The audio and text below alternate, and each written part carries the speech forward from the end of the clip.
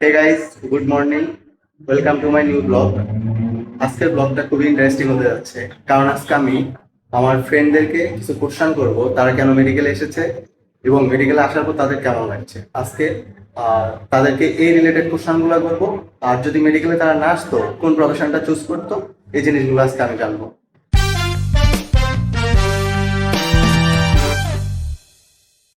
Guys, আমি আপনাদেরকে বলেছি যে আমি আজকে আমার ফ্রেন্ডদেরকে জিজ্ঞাসা করবো তারা কেন মেডিকেলে আসছে। তারা যদি মেডিকেলে না আসতো, তাহলে তারা কোন প্রফেশনটা চুজ করতো, আর এখন মেডিকেলে আসার পর তাদের কেমন লাগছে। তো গাইস, ওদেরকে আমি আসতে বলছি। ওরা আসতেছে। আমার মনে হয় কিছুক্ষণের মধ্যে ওরা চলে আসবে। কারণ তো ওরা আসার পর আমি ওদেরকে জিজ্ঞাসা করবো। চলে আসছি। হ্যালো গাইস, ওরা চলে আসছে। আমার সাথে আর আমার ফ্রেন্ড আজকে আসছে। আমাদের আজকে আরেকটা ফ্রেন্ড আসছে। ও হচ্ছে ঐশী। তো শুরু করি। ঐশীকে দিয়ে শুরু করি। হ্যাঁ বল। হ্যাঁ, তো তুই কেন মেডিকেলে আসছিস? মানে তুই মেডিকেল ছাড়া তোর কি পড়ার ইচ্ছা ছিল, নাকি ছোটবেলা থেকেই মানে ডক্টর হওয়ার স্বপ্ন ছিল? হ্যাঁ, ছোটবেলা থেকে মানে আব্বু আম্মু চাইতো ডক্টর, ওই ফ্যামিলিতে কোনো ডক্টর নেই, এই জন্য ছোটবেলা থেকেই ডক্টর হওয়ার ইচ্ছা। বাট এখন এসে মনে হয় যে ইঞ্জিনিয়ারিং করাটা বেটার ছিল। কেন? কারণ আমার কাছে ম্যাথ অনেক ভালো লাগতো, ম্যাথ ফিজিক্স কেমিস্ট্রি, আর তাড়াতাড়ি পড়া শেষ হয়ে যেত এই। বাট মেডিকেল ভালো। এখন মেডিকেল এসে কেমন লাগছে, মানে ডক্টর হওয়ার পর? হ্যাঁ, ফিলিংসটা কেমন? না, অন্যরকম, আসলে অনেক সম্মান পাওয়া যায়। আর ফ্যামিলির সবাই অনেক ভালোবাসে, কিছু হইলে জিজ্ঞেস করে, মানে একটা অন্যরকম অনুভূতি আসলে। আচ্ছা, ঠিক আছে। আর ইলমি, তুই বল। আমি হ্যাঁ। আমি ডক্টর না হলে কি হতাম? আমি হতাম অভিনেত্রী, অভিনেত্রী। অ্যাক্ট্রেস। আর মেডিকেলে কেন আসছিস তাহলে? মেডিকেল আসছি এই তো ওই যে জিওলজি পড়তাম না ইন্টারমিডিয়েটে, হ্যাঁ। তো পড়তে পড়তে ভালো লাগতো, অনেক তো অনেক মজা। আবার আমার ভাইয়া ছিল ঢাকা মেডিকেলে।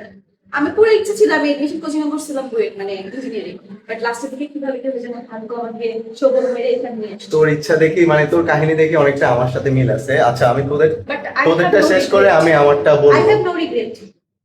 হ্যাঁ, অবশ্যই রিগ্রেট করা উচিত না। ইয়েস। বাট এখনো কিন্তু চাইলে তুই অ্যাক্ট্রেস হতে হ্যাঁ পারিস, অবশ্যই। কারণ ওইটা অপশন আছে। হ্যাঁ। ওর যেটা ইচ্ছা, ঐশীর যেটা ইচ্ছা, ইঞ্জিনিয়ারিং পড়ার ইচ্ছা ছিল বা ইঞ্জিনিয়ার হওয়ার ইচ্ছা ছিল, ও কিন্তু এখন চাইলে পারবে না। আর But I কিন্তু can. তুই পারবি। Yes. তুই পারবি। অনেক ডক্টরি অভিনেত্রী আছে, অনেক হ্যাঁ, হ্যাঁ, ডক্টর। আমি হবো একটা বড় একটা অভিনেত্রী। তো গাইস, আজকে হচ্ছে যে আমি ইলমি আর রশিদ থেকে জানলাম তারা কেন মেডিকেলে আসছে। তাদের মেডিকেলে আসার পর এখন কেমন লাগছে, কোনো আফসোস আছে কিনা, কোনো রিগ্রেট আছে কিনা? না। ওদের কোনো রিগ্রেট নেই। ওরা বরং তোরা খুশি, তাই না? Yes, happy with my life. আসলে We খুশি are হওয়ারই proud কথা। of ourselves. হ্যাঁ, অবশ্যই। Yes, proud মেডিকেল of প্রফেশনটাই এমন। অনেক মজা লাগে যখন ড্রাগসে না It's a noble profession. হ্যাঁ, নোবেল প্রফেশন। বিনামূল্যে সেবা অবশ্যই, করবো। অবশ্যই। সবাই আমার সাথে দেখা করবে না আমি জোর। কত মানুষের দোয়া পাওয়া যায়, হ্যাঁ ভাই, অনেক ওর তো অনেক ফ্যান ফলোয়ার্স হয়ে গেছে। কিন্তু কত মানুষ খোঁজ খবর নেয়। আমাকে অনেক ভালোবাসে সবাই। তো গাইস, আপনারা কমেন্টে জানাবেন ওদের কথা ঠিক আছে কিনা, মেডিকেল প্রফেশন আসলে কি বেস্ট কিনা, ভালো কিনা, এত বড় আপনারা জানাবেন। তো গাইস, আপনাদেরকে তো দেখালাম যে কার কি হওয়ার ইচ্ছা ছিল, কেন মেডিকেলে আসছে। এখন আপনাদেরকে আমাকে নিয়ে একটু বলি, আমি কেন মেডিকেলে আসছি বা আমার আগে কি হওয়ার ইচ্ছা ছিল। তো আমি যখন ছোট ছিলাম তখন হচ্ছে যে আমার বিজ্ঞানী হওয়ার ইচ্ছা ছিল, যখন একেবারে ছোট প্রাইমারি স্কুলে তখন। এরপরে আস্তে আস্তে আমার হচ্ছে ম্যাথ, ফিজিক্স, কেমিস্ট্রি এগুলো ভালো লাগতে শুরু করে।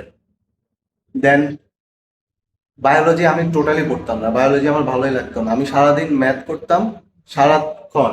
আমি যদি 6 ঘন্টা পড়তাম কোনোদিন, ওই 6 ঘন্টার মধ্যে 5 ঘন্টায় আমি ম্যাথ করতাম, বাকি 1 ঘন্টা অন্য সাবজেক্ট গুলো দেখতাম। আর এরপরে মানে আমার দুর্ভাগ্য, আমি পরে মেডিকেল এসে পড়ছি। কিছু করার আমি গাইস দেখেন ওরা কি করতেছে, মজা নিতেছে। ওরা আসলে মানে কি বলবো এটা। না, এখন এক সময় আমার কষ্ট ছিল, অবশ্যই এক সময় আমার কষ্ট ছিল আমি কেন মেডিকেলে আসছি বা কেন, কারণ আমার হওয়ার ইচ্ছা ছিল হচ্ছে ইঞ্জিনিয়ার হওয়ার ইচ্ছা ছিল। ইঞ্জিনিয়ারিং করার ইচ্ছা আমার অনেক বেশি ছিল, মানে এতটাই বেশি ছিল আমার বাবা আমাকে মেডিকেলে কোচিং করার কথাও বলছিল, আমি কোচিং করি নাই, কারণ আমার মেডিকেল পড়ার টোটাল ইচ্ছা ছিল না।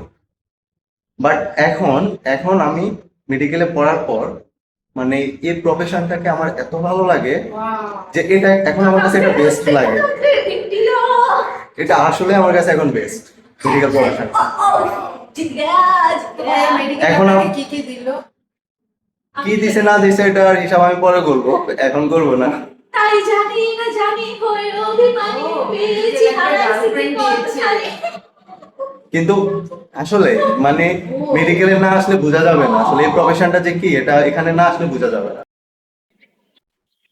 গাইস, অনেকদিন পর বারান্দায় আসলাম এই টাইমটাতে, কারণ আমি হচ্ছে এই টাইমটাতে মূলত বাসায় থাকি না। আমার বাসায় আসতে সন্ধ্যা 7টা বা 8টা বাজে, যার জন্য হচ্ছে এই টাইমটা পাই না।